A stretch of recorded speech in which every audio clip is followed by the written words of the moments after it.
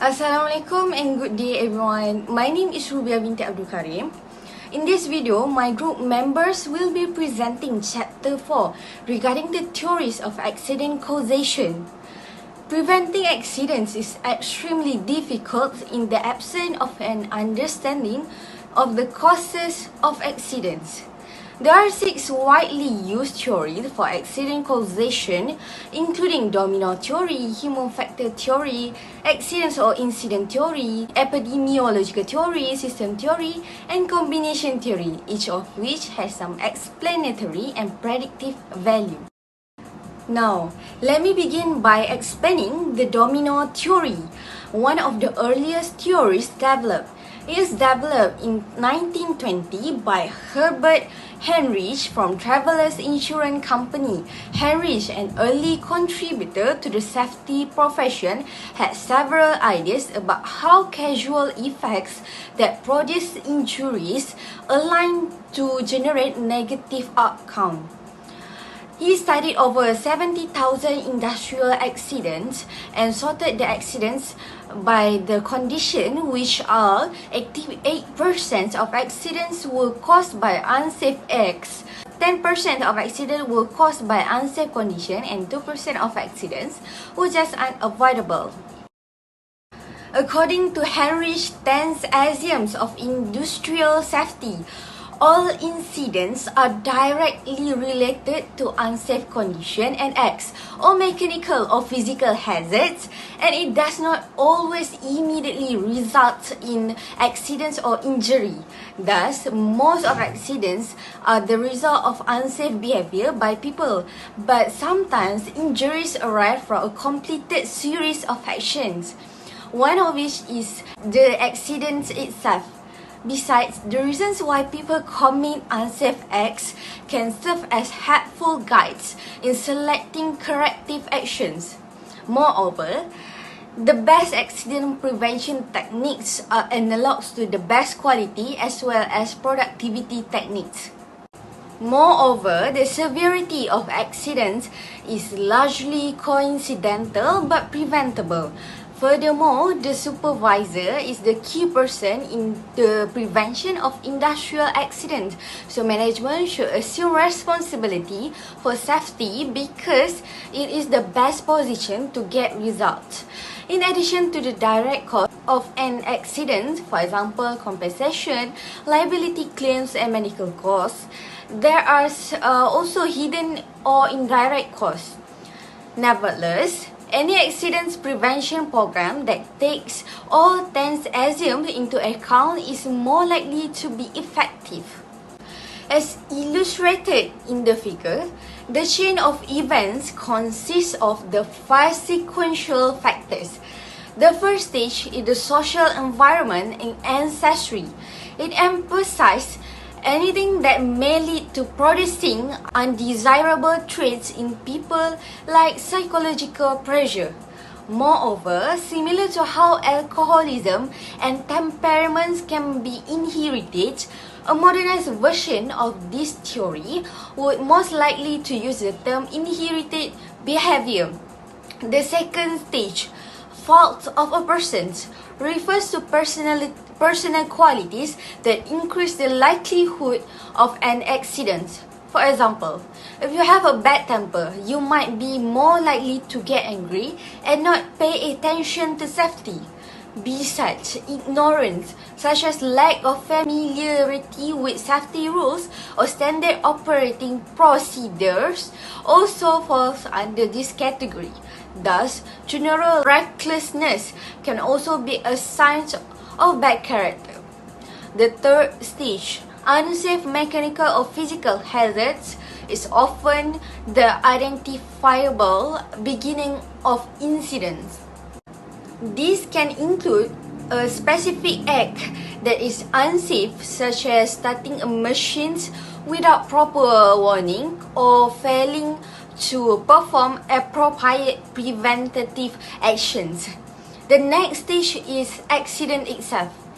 Simply said, it is when something unfavorable or unintended occurs. The final stage is injury. The unfortunate outcome of some accidents, like having a laceration or fracture. These factors are described as dominoes. If this series is interrupted by elimination of even one of the several factors that comprise it, the injury will not occur. It is proposed in heritage theories two central points, which are: first, injuries are caused by the action of preceding factor, and second, removal of central factor, namely unsafe act or hazardous condition, negates the action of preceding factors, and in so doing prevents accidents and injuries. The second theory is called the human factor theory. This theory consists of three factors that lead to human error which cause accident. These factors are overload, inappropriate response, and inappropriate activity. An overload is an imbalance between a person's capacity and the load that person is carrying at a given time. For example, a worker does the many tasks in one time. In generally, people cannot do multitask, only a few will successfully multitask. So it might lead to accident. Next, inappropriate response. For example, there was a loud noise and then you move to a certain direction which might cause of accident. This factor is more about how a person responds to a situation.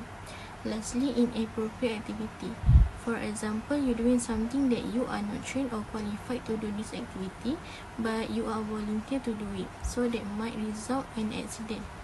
This factor is human error in judgment, action, or direction. Next, in this slide, I will provide more explanation about the human factor theory. Firstly, overload. From previous slide, I have mentioned that overload means that a worker is performing beyond his capacity. Besides the work or job to be performed, the worker may carry another burden from internal factor like personal problem or emotional stress, and from external factors such as noise and distraction. Level of risk and unclear instruction may as well add to the load of worker occasionally. Second factor is inappropriate response. This factor is how a person responds to a given situation can cause or prevent an accident. Inappropriate response occur when a person detects a hazardous condition but does nothing to correct it. Other than that, person disregard an established safety procedure. Incompatibility of a person with station with regard to size, force, reach, feel, and similar factor can lead to accident and injury. The third factor is inappropriate activity. Human error can be result of inappropriate activity. For example, person who undertakes a task that he or she does not know how to do. Second example, a person who misjudge the degree of risk involved in a given task and still proceed on that misjudgment. And this slide is the summary for the third factor that I have already covered in previous slide. Assalamualaikum and Hi Everyone. My name is ARINA, BINTI NAZRI, and my metric number is 270005. So now I will explain the third theory, which is the accident or incident theory. What is an accident? An accident can be defined as a term that is always linked to workplace safety. Accident happens everywhere, at any time, and to anyone. It has been a big challenge for safety professionals to reduce accidents in their workplace. Also, an accident is an unexpected and undesirable event, especially accidents that result in damage, harm, or an unforeseen incident. An accident is an occurrence in a sequence of events that produce unintended injury, death, or property damage.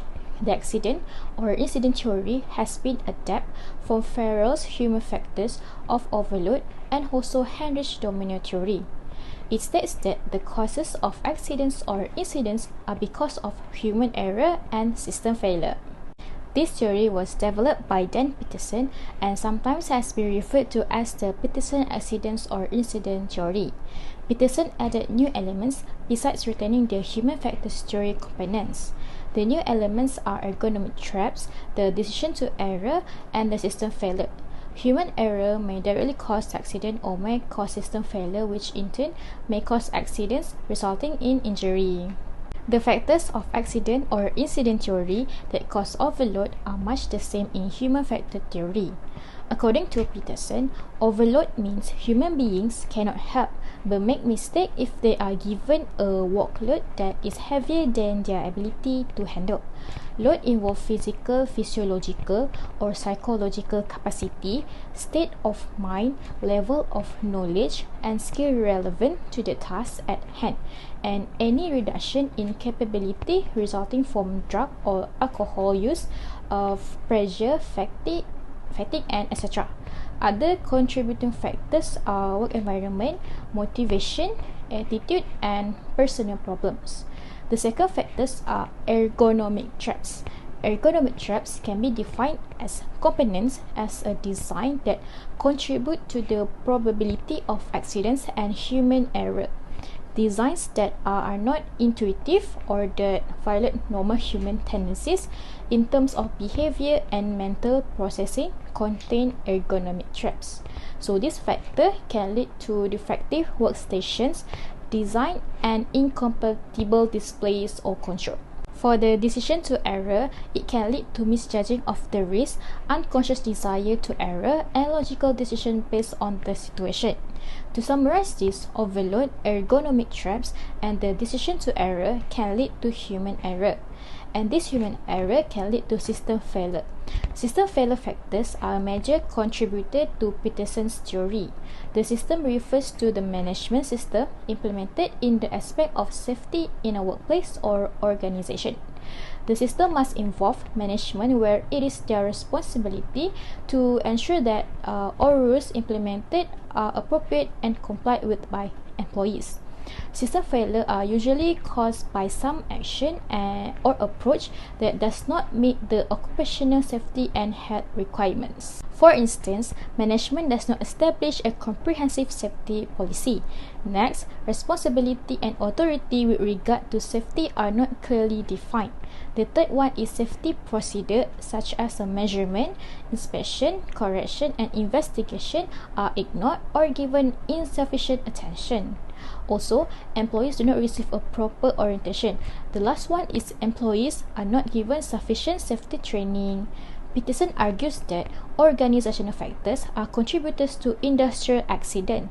These include aspects of lack of safety policies and procedures, lack of employee training, quality inspection, and non-use of standard in the operation of machinery in the factory. So these factors will cause accidents and subsequently injuries to employees. Peterson has made it clear that organizational factors influence employee unsafe behavior. Awareness and action should always be emphasized by the Occupational Safety and Health Committee in the organization. That's all from me. Thank you. Assalamualaikum and good day to Top 1 and everyone. My name is Nurul Asyiqin binti Masrol, and I'm going to present the fourth theory in accident causation, which is the epidemiological theory. So in this theory, we will know what is the factor to determine the accident, which is they have two characteristics, which one is the predisposition characteristic and the second one is situational characteristic. So before we go into deeply onto the characteristic, we need to know first the epidemiology. So epidemiology is the study of causal relationship between the environmental factors and the disease. The epidemiological theory also can utilize for accident as well. And as you can see on the triangle graph, they have three elements, which is the host, environmental, and the agent. And these three elements are related to each other. So now we can talk about the characteristic. So in this epidemiological theory, we have two characteristics, which the first one is predisposition theory. Predisposition theory, they have susceptibility of people, which means that sometimes we can determine some of the people, they were so clumsy or they do not have quick reflex, and other things is perception. Sometimes when we working on some tasks, we thought that the task was so easy and simple, but actually it could be so hard. For example, like we need to lift some boxes, which is very heavy, but we thought the box was so light, and when we lift it, it could cause a back spasm or back injury for us. Another thing in this characteristic is environmental force.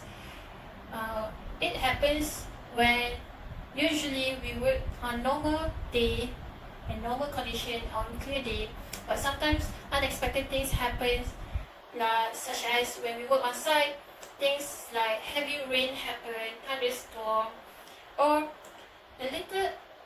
such a little unexpected accident that happens around us, which can disturb our workflow for that day. So that is environmental factors. To the second characteristic, which is situational characteristic. So the first one is risk assessment by individuals. So to understand this, is such like an action that taken by individual could lead to some risk. For example, like all the workers need to wear PPE while they're working, but during that day, it was so hot, so the workers thought they could take off their PPE while working. This could be a bad risk assessment by the individuals. So another thing is peer pressure. It was very common that happened on site when working on site. Like they have some challenging from other workers or daring, which dare us to do something that we usually don't do on normal working day. So that is peer pressure from in this characteristic. So next one is prioritize from the supervisor. Like sometimes supervisors say that we are behind schedule and we need to make some more outcomes. So sometimes they cut some time, they cut some quality and cost. So this is very bad thing because safety is the most priorities when we working. The last one is attitude. Some of the workers might have more experience to do the task in the past. So they thought that I already know, I already do the task, so I don't need to hear the instruction. With this both characteristic, as you know, it can cause the accident, or maybe if we are more cautious and more cautious with our environments and situation, we can prevent an accident. Next, system theory. System is a group of regularly interacting and interrelated components that together form a unified whole. An accident may occur as a system which is composed of person, machine, and environment. The likelihood of an accident to occur is determined by how these components interact. For example, a worker who temporarily replace an experienced crane operator increase the probability of an accident. The primary components of the system model are the person, machine, environment, and information, decision, risk, and the task to be performed. Each of these components has a bearing on the probability that an accident will occur. Factors which should be considered before collecting information, weighing risk, and making a decision is job requirement, the worker ability and limitation, the gain if the task is successfully accomplished, the loss if the task is attempted but failed, and the loss if the task is not attempted. For example, construction service company make customized truss for residential construction job. Worker, including the apprentice, use manually operated machine, which cause two problems, which is it is difficult for even experienced worker to make clean, accurate cuts, and machine are so old that they frequently break down. While working under a major contract, an apprentice get careless and run his hand into the saw blade. So, person involved was inexperienced. Second, machine involved was old and prone to break down, and the environment was stressful. Overall, the combination theory of accident causations assumes that one model cannot be applied to all accidents. It relies on the concept that parts of several different models can be used to look at accident causation factors. Some theories address particular problem better than other theories. Hence, it is important to avoid the tendency to try to apply one model to all accidents because one model does not fit all. That's all from our group. Thank you for watching.